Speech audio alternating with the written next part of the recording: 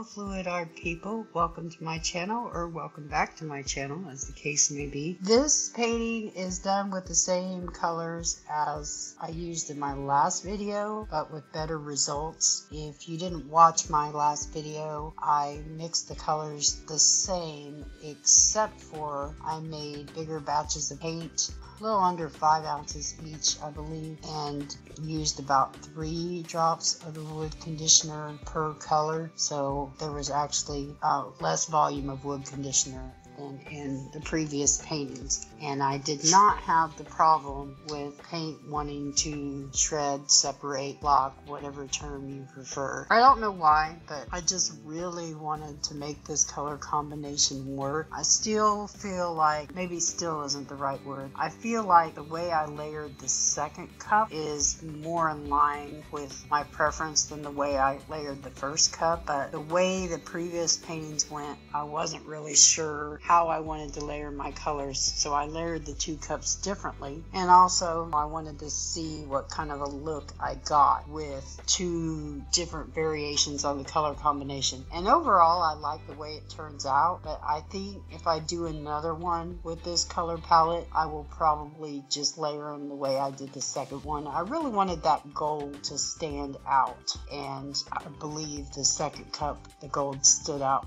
much better, and it was kind of a brighter, happier look, if you will, than the other one, which turned out a little bit darker. So I'm basically doing a double flip cup here. And if I recall correctly, which we will find out shortly, I do run the lip of the cups through the puddles after I release them. I do really like this color combination. It's kind of earthy and warm. I tend to gravitate towards cool colors most of the time. Green and blue are 2 of my big ones. I do like a lot of purple as well, but I really kind of almost have to rein myself in to make myself not use blue or green or both in a painting, because I just really like those 2 colors. So I like, as I mentioned in previous videos, if you've watched them, I like to leave the cups on for a little bit and really let that paint settle. So I'm sure I'll fast forward that a little bit for you and see how pretty that is. That gold just really pops. It blends with the white, kind of makes a light yellow, and then it's orange, and it also makes that purple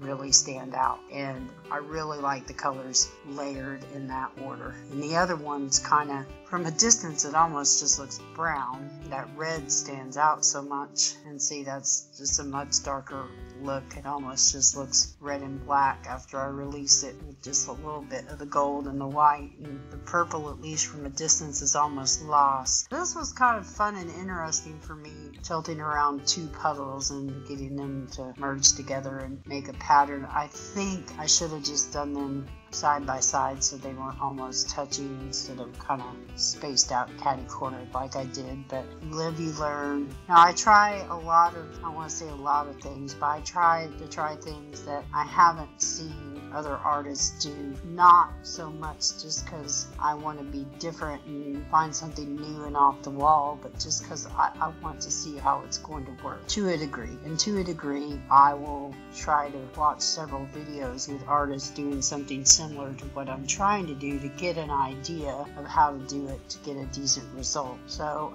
as I tilt them out, then I start to like the puddle on the left a little bit better.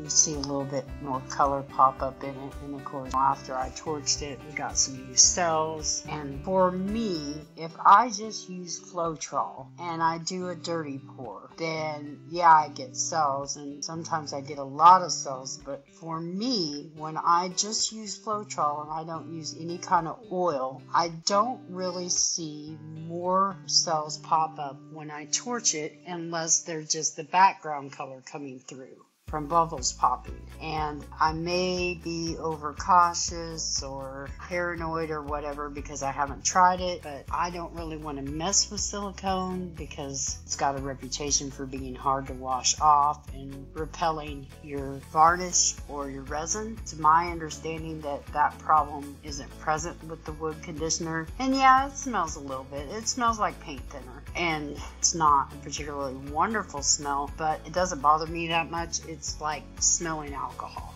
It's a different smell, but it's about on the same level as alcohol for me. Now, having said that, when I open up my can of wood conditioner, I get what I need out of it. I get it in my paint, and then I put the lid back on that can, so the smell's not as strong. As long as I do that, I don't have a problem with using it because of the smell. And I can be somewhat sensitive to smell. There's certain perfumes and strong fruit scents and stuff. Scented erasers give me headaches. But I don't really have that problem with the wood conditioner or the alcohol or whatever. I think I could have maybe used a better tilting pattern here. I'm doing better on keeping my tilting slower, but I'm still trying to find my groove in my pattern for tilting, whether I want to go corner to corner, whether I want to kind of go around in a square, go side to side, whatever.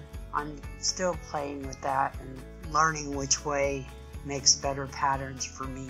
I was really happy with the way this one turned out. It's kind of nice because in some places it looks like your typical dirty pour and has a lot of cells, and in other places it's got these swipes and these wavy lines. So to me it has a more interesting composition because of the combination of the two, which is what interested me in doing the flip and lip technique, because I've watched Karen Durishan from Waterfall Acrylics do it so many times, and I cannot hold a candle to her, but she's the one that got me interested in that technique because I really like the look that technique produces. Some of the pieces she's done with it, they almost look like streams with pebbles running through them, and it just looks really cool and kind of organic and almost like something you'd find in nature, but not exactly. So it's kind of abstract and kind of realistic at the same time, and that's really cool. Now this one I wouldn't say is really realistic in any way, but it might be taken for like sandstone. I don't know if any of you have ever seen the side of a sandstone rock formation, how it'll have wavy lines and different shades of brown and red and stuff. I don't know that I've ever seen purple in it, but it's not that far of a stretch to imagine it's possible. But that's kind of what it makes me think of, at least as far as the lines go. Maybe not so much the cells. Over on the right, you've got the purple that goes into red, that goes into almost a bright orange. I really love that part. And we're just doing the tilty thing. And I'm sorry I get a little bit out of view. This is the last one before I have my overhead camera, although not the next one, but the one afterwards. My overhead camera died in the middle of it, but I've also got a side view that catches things fairly well, so I still think it's going to be a lot better. But you know, compared to most of my previous videos, this one mostly keeps things in view, so it's a little bit at a time. But what happened was the camera I use for my overhead shots is a camcorder that we've had, I think we've had it about 6 years now. I probably ought to look into seeing if I can get a new battery for it, but it's a good camera. It does the job. It gets a great picture, but its battery doesn't last very long, and we moved it and the lights around a little bit, and that made it so when I adjusted it down to get it down on the canvas, the power cord came unplugged because I've just been recording with it plugged in and I didn't realize it, so it cut off before the video was finished. And the bad part is I'm sure I'll cut some of that down to begin with, but you know, I still needed some of the parts it didn't get. But I think the side camera did a good enough job that it'll be okay. I absolutely love that nickel azo gold, and again, Karen Durishan got me started on that. And if I had a fluid art idol, it would be Karen. I can binge watch her videos. I can even binge watch videos of hers that I've seen before. There's a lot of really good artists I like and I follow on YouTube. Molly's Artistry, Tammy Anderson, Kanella Ciraco, Mandy Roca. I'm not sure if I pronounced her name right. Mina Villegas. I mean, there's probably easily 10 of them. But Karen, for one thing, I feel like if Karen and I were neighbors, we would hang out. But in fact, she reminds me of my former neighbor a little bit. And she's just, the way, even when she messes up and things aren't going the way she wants them to, she just keeps on painting until she gets something she likes. she always turns out with something fabulous, and she's just amazing. So yeah, that's the reason why I mention her channel a lot. And a lot of the recipes I use are from Karen. There's some from others too, including Kanella. I use one of her paint recipes a lot. I do not remember if this particular recipe was one of Karen's or not, but I'm pretty sure it was. I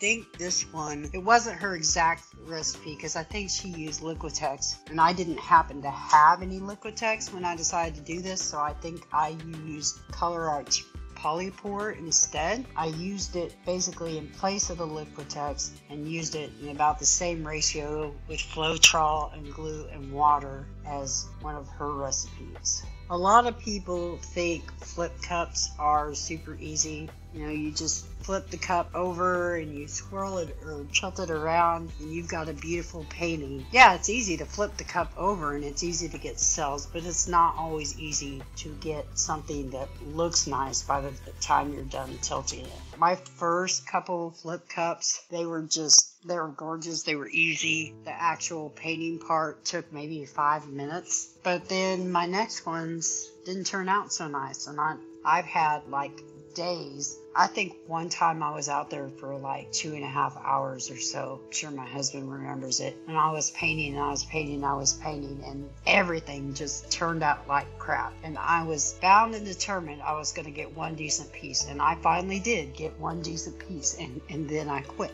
for the day. And then there's other days I go out there and just everything, it's like I've got the Midas touch and everything turns to gold. It just kind of depends. And I'm sure all the variables are me not paying attention to something or other and doing something wrong, mixing my paints wrong or mixing the wrong thing in my paint or not getting my consistencies right or what have you. But just seems like there's days when you can't do any wrong and there's days when you can't do any right. And I think the day I did this, I think I did it in the evening during the week, and it was the only piece I did. I just basically wanted to try that previous color palette again with a different mixture to get it to turn the way I wanted, and this was it. I was really happy with how it turned out. So I'm just finishing up the tilting, and then I will get you down for a close-up and get you a better look at this. I'm really excited about the next two videos because they're cloud swipes, and the first one didn't turn out textbook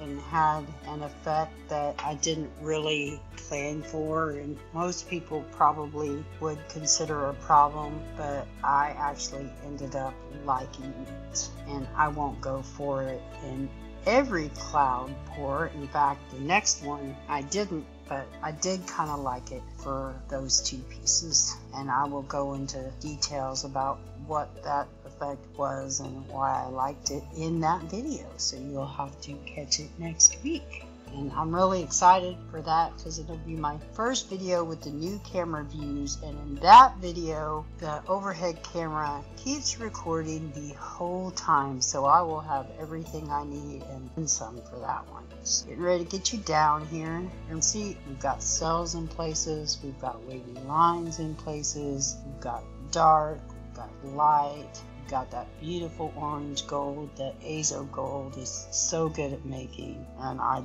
my only regret about this piece is I didn't do it on a bigger canvas. So that is all for this one.